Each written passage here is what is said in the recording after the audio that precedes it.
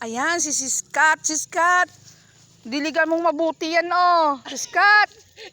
Ayan, no.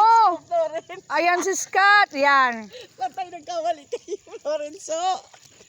Sis Florence. Ayan, ayan. Yan. Ayun, yung isa. Yan. Sis Florence, hindi mo pa nadidiligan ng mabuti. Ayan, yan, ganyan. O, ayan po si Sis Florence. O, Sis Florence, mag-say hi. Hi po. Ayan. O, ang sipag ni Sis Florence, dinidiligan niya ng mabuti yung garden. Mga kamatis, marami na siyang mga bulaklak. Marami yan. Tapos mga talong. Talaga ako pagsabi ni Mrs. Kat. Kasi parang ano kayo eh. Ayan. Ayan si Sis Florence. O, ayan.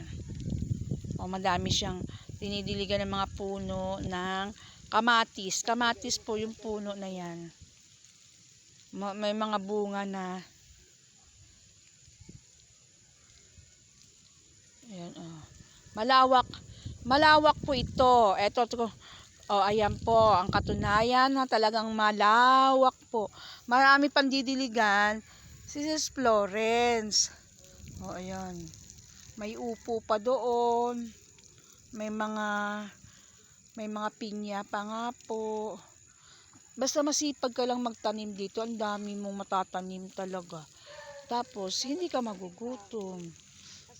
Baka may kamuting kahoy din sila ata na ano dito. May bayabas, apetin ko yung bayabas. Aratiris, oo. Ayan, kaya ayan sis, tingnan nyo, oh. Malayo yung naabot ng kanyang ano. Ang kanyang dinidiligan. Sis Kat, ang tawag sa akin talaga ni Sis Gemma. Si Sis Florence. Si Sis Florence. Sis Florence, tapos na, oh. Oh, eto na po si Sis Florence. Yan. Nakabigil ako.